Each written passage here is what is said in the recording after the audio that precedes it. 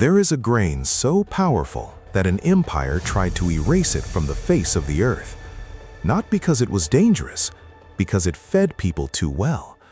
The Aztec Empire dedicated 200,000 acres to it, more than any crop except corn.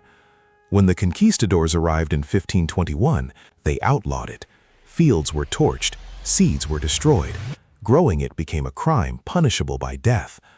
It survived anyway, hidden in remote mountain valleys, passed down in secret through generations of indigenous farmers who refused to let it disappear. And when American researchers rediscovered it in the 1970s, they found something that changed everything they thought they knew about plant nutrition. According to the FAO, amaranth grain as a source of protein is superior in content and quality to traditional cereals. They banned the most nutritious grain on Earth. It's growing in your backyard right now. Here is what happened, and it is one of the most deliberate suppressions of a food crop in recorded history. Amaranth, called huautli in the Aztec language Nahuatl, was a staple food, a tribute crop, and a sacred grain. The Aztec Empire accepted it as tribute from vassal states. Warriors consumed it before battle. It was used in rituals. Amaranth grain and honey were sculpted into statues of gods, carried through the streets, and distributed for eating. When Hernán Cortés conquered the Aztec Empire in 1521, the Spanish colonial authorities made a decision. They banned amaranth cultivation outright. Growing it could result in having your hands cut off. Fields were burned. The crop was systematically suppressed in a way that maize and beans never were, precisely because of its sacred significance. The goal was not agricultural. The goal was cultural erasure. Destroy the food, destroy the ritual, destroy the civilization that depended on both. Amaranth went into hiding. Aztec warriors no longer had their strength-supporting superfood, and the culture lost a huge part of itself almost overnight. For nearly 400 years, it survived only in remote communities, small pockets of farmers in the Mexican highlands and Andes who kept the seeds alive when every official force was working to eliminate them. It was only in the 1970s that researchers rediscovered amaranth in the United States, motivated by a renewed interest in overlooked and resilient crops that could expand the global food base. What they found when they analyzed it was not what they expected. You already know what it looks like. You've seen it. That tall plant with the dramatic red and gold plumes that people grow as an ornamental in their gardens, the one that looks like it should be on a coat of arms or the cover of a seed catalog. That is amaranth. Not a different variety, not a cultivated relative. The same plant, the same seed. Growing in American flower gardens as decoration, while people pay $12 a pound for it at the health food store in the grain aisle 3 aisles over. Amaranth has also grown as a weed in American fields since the colonial period. Its genetic base has been largely maintained precisely because the plant refused to disappear. The people who survived for 8,000 years eating this grain knew something that the modern food system has been very slow to acknowledge. It feeds people better than almost anything else that grows from the ground. Here are the numbers. Amaranth contains roughly 13 to 14% protein by weight, comparable to quinoa and higher than most true cereal grains. It contains roughly twice the lysine of wheat and 3 times that of maize. Lysine is the amino acid most commonly deficient in cereal grains, the one that plays critical roles in calcium absorption, collagen production, and immune function. It contains more calcium than virtually any other grain, roughly 116 milligrams per cooked cup. It contains 30% more protein density than actual cereals like wheat, oats, rye, and rice. And it is a complete protein, containing all 9 essential amino acids at a time when most plant foods provide only some of them. The Aztec Empire fed millions of people on this grain for centuries. They called it supernatural. The science says they were not wrong. Let me give you the full picture. Like quinoa, amaranth is a complete protein containing all 9 essential amino acids. Where amaranth stands out is in its lysine content, the amino acid most commonly deficient in cereal grains. This matters more than most people realize. Lysine deficiency is one of the most common protein deficiencies worldwide, even in people who think they're eating enough protein. It affects collagen synthesis, which means bone strength, skin integrity, and wound healing. It affects calcium absorption, which means bone density, a particular concern for women over 50, and it affects immune function at a fundamental level. Wheat has almost none. Rice has almost none. Corn has almost none. Amaranth has more lysine per gram than beef. Amaranth is also naturally gluten-free, making it viable for people with gluten intolerance or celiac disease, a population that has historically struggled to find high-protein grain alternatives. Amaranth is also high in fiber and iron, while low in saturated fats. It is high in folic acid, a B vitamin essential during pregnancy, a deficiency in which can cause neurological disorders. It is also rich in omega-3 fatty acids, B vitamins, vitamin E, and contains significant levels of iron, calcium, and magnesium, with high bioavailability. And it grows in conditions that would kill most other food crops. Amaranth thrives in both hilly terrains and open plains, tolerates droughts, high salinity soils, and frost. Irrigation is seldom needed, unless growing in the most moisture-deficient areas. The most nutritious commonly available grain on Earth also happens to be one of the most drought-resistant. The conquistadors tried very hard to erase it. It refused. Here is the practical part, because knowing about a grain and knowing what to do with it are different things. Amaranth has 3 primary forms that every American kitchen can use. Whole grain, cooked like rice or oatmeal.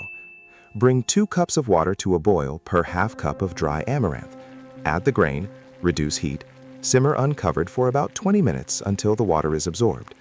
The texture is similar to a creamy porridge, slightly sticky with a mild nutty flavor that has been prepared to malt. It can be served sweet with honey, cinnamon, and fruit, or savory as a side grain in the same role as rice or quinoa. It absorbs flavor from whatever it's cooked with. Popped, like popcorn, but smaller and faster.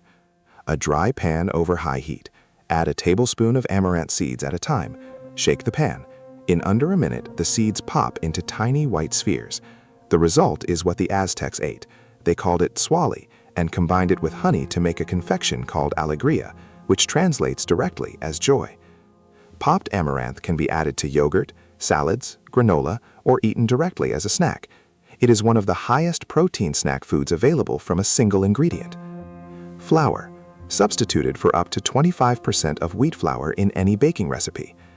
Amaranth flour has a slightly earthier flavor than wheat and behaves differently in baking, best used in combination rather than as a full replacement. Pancakes, muffins, bread, all of them benefit from the protein and nutrient density without significant change to texture. 1 grain, 3 forms, all of them usable in a standard American kitchen this week. Here is what makes this different from every other grain in this series. You can grow it yourself.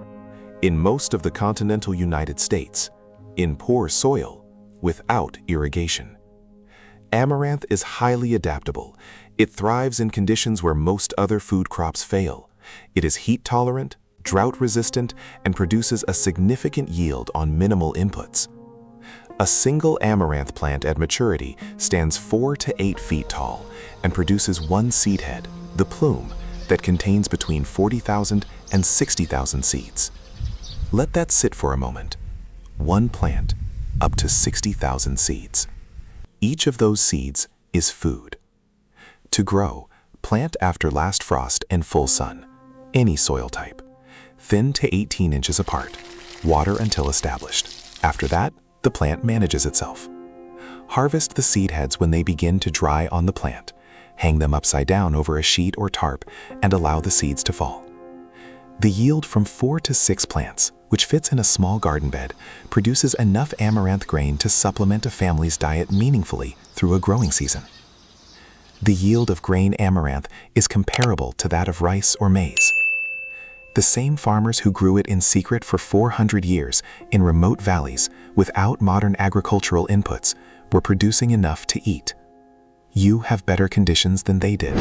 Here is how to begin this week. Taste it first. Most grocery stores carry amaranth grain in the health food aisle or bulk section, often under $4 a pound. Buy a small bag. Cook half a cup using the method I just described. Add honey and cinnamon.